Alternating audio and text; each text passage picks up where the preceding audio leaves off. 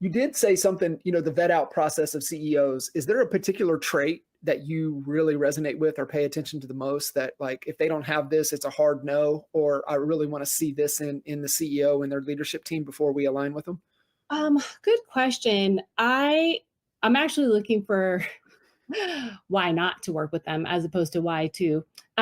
So to be perfectly honest, I'm definitely looking for red flags. So that's important to me. And also, I think it's important when you're working with a good leader, because it's not always the CEO I'm dealing with, depending on the size of the company. When we're vetting these tools, we're looking for leaders who are truly committed to the ultimate um, client, right? Which is our agents. And so sometimes these tools and services service the agent directly. Some of them, they service the agent's clients, the customer. And so, but at the end of the day, the agent is the hub, right? Where all things really kind of matter for EXP, right? It really comes down to the agent at our company and the value and the importance and how much we want to support them. So I'm always looking for vendors and leaders who recognize, like, it's not just your relationship with EXP at a corporate level. Like, I don't need you to kiss my butt. Like, that's not, Yeah. my ego does not require that at all. So like, don't say things because you think that's what I want to hear as far as like me. Say things that tell me who the real MVP is, right? Like who the VIP is. So Yeah. like when I hear from parties and I hear language that really respects and understands who the most valuable player is, which is the agent, that kind of stuff, like really, that resonates for me because I want to make sure that the focus always stays there.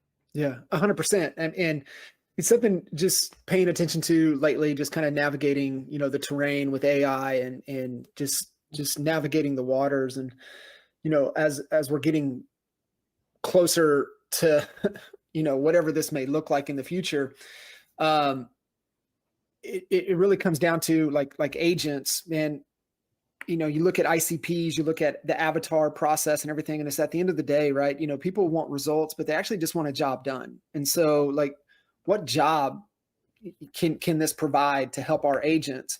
But the thing, even Dan Kennedy is talking about it a lot, and it's like, listen, if you focus on the competition, you're going to lose. You have to focus on the customer.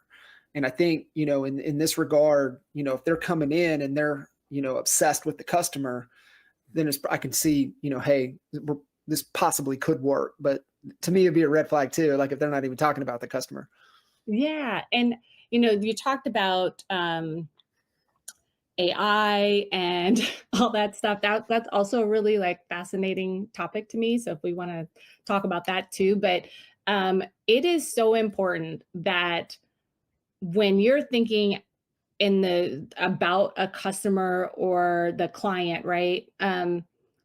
It's no longer about customer service. It's about client experience.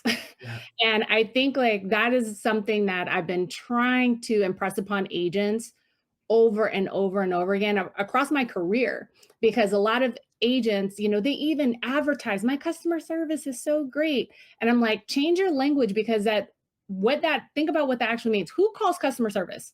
Upset clients. That's Upset what every upset. time. Yeah, you don't call customer service unless you're upset, right? You're not calling customer service because everything was beautiful and great and it went according to plan. So why market the thing that already has a negative connotation in the mind, at least even subconsciously, if nothing else, in the mind of the person you're trying to impress? Rather focus on experience. And the other like defining point to that, I always remind people, is the difference between customer service is reactionary, client experience is proactive, Hmm. right?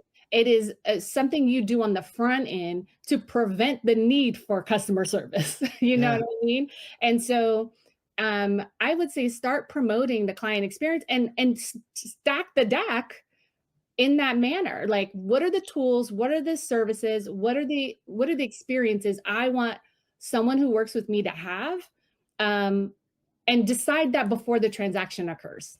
Yeah. And when you do that, that is when you start to have better relationships with their clients, more repeat business, more referral, things of that nature. But also remember this, I would say to any agent leader listening, is that when it comes to client experience, it's not, because it's proactive, it's not random. It's intentional. Very intentional. It's documented, it's systematized, it's processed, it's scaled, it's leveraged, right? It's all of those things over, and hopefully also eventually over time, you get to be able, because once you document, that's when you can leverage, right? And so, in fact, I was telling my own team, we're doing an exercise right now that I know they groaned as I told them we were going to start doing for the next 2 weeks. But I was like, listen, we have to slow down to speed up.